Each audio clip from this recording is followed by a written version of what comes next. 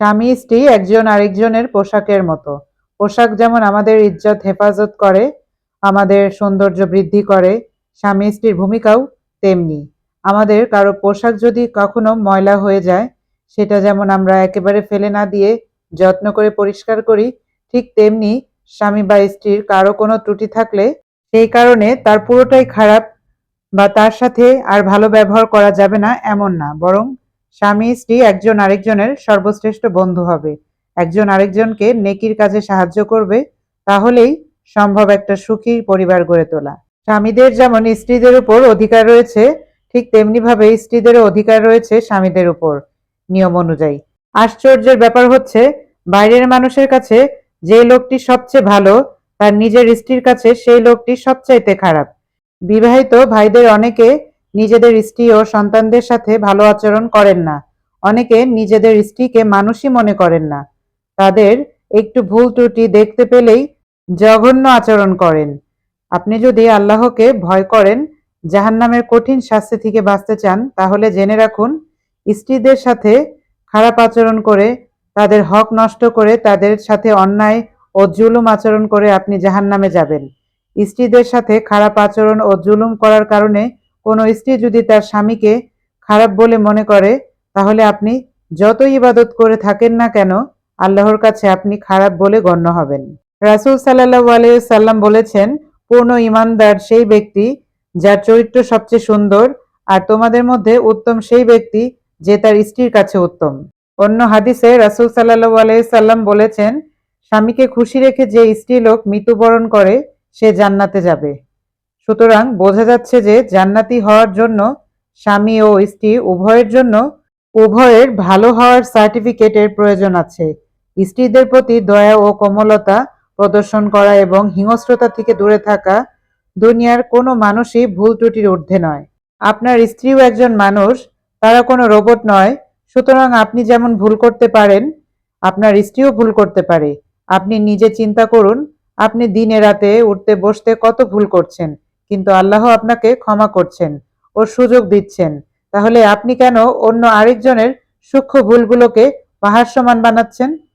স্ত্রীর ভুল ত্রুটি ক্ষমা করতে শিখুন, তাদেরকে উত্তম ভাষায় উপদেশ দিন, নিজে ভালো হয়ে তার সামনে সুন্দর উদাহরণ হিসেবে তুলে ধরুন। এতে করে যেমন আপনি নিজে মানসিকভাবে শান্তি পাবেন, আপনার স্ত্রী আপনার কটু কথায় অত্যাচার থেকে রেহাই পাবে, এবং এই রকম ভালো আচরণ ও কোমলতার অভ্যাসের বিনিময়ে আশা করা যায় আপনার স্ত্রী কোনো ভুল থাকলে সে সংশোধন করতে আগ্রহী হবে। পক্ষান্তরে আপনি যদি কোমলতা না দেখান, সামান্য ব্যাপার নিয়ে স্ত্রীর সাথে বাঁধাবাঁধি করেন, তাহলে জেনে রাখুন এতে হিতে বিপরীত হবে। বেশি সমালোচনায় দুনিয়ার সবচেয়ে ভালো মানুষটাকেও খারাপ বানিয়ে দেয়। এতে তার মাঝে খারাপ মনোভাবের সৃষ্টি হয়, ফলে সে নিজের ভুল সংশোধন না করে উল্টে বেঁকে বসে।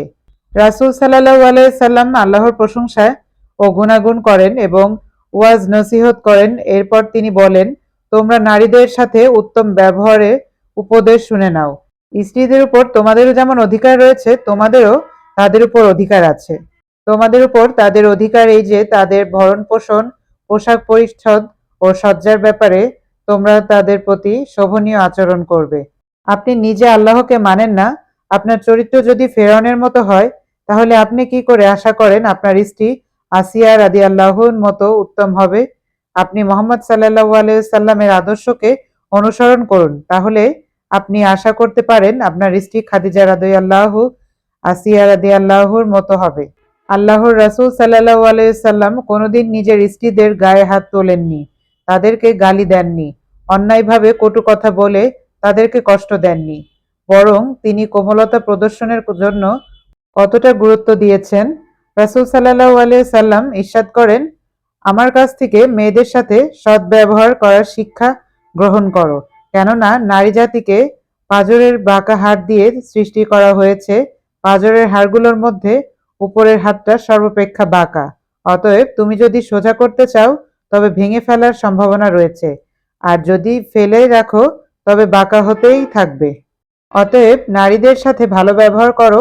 রাসূল সাল্লাল্লাহু আলাইহি সাল্লাম বলেছেন, নিশ্চয় আল্লাহ দয়ালু, তিনি কোমলতাকে পছন্দ করেন। তিনি কোমলতার বিপরীতে দেন যা তিনি সহিংসতার বিপরীতে দেন না।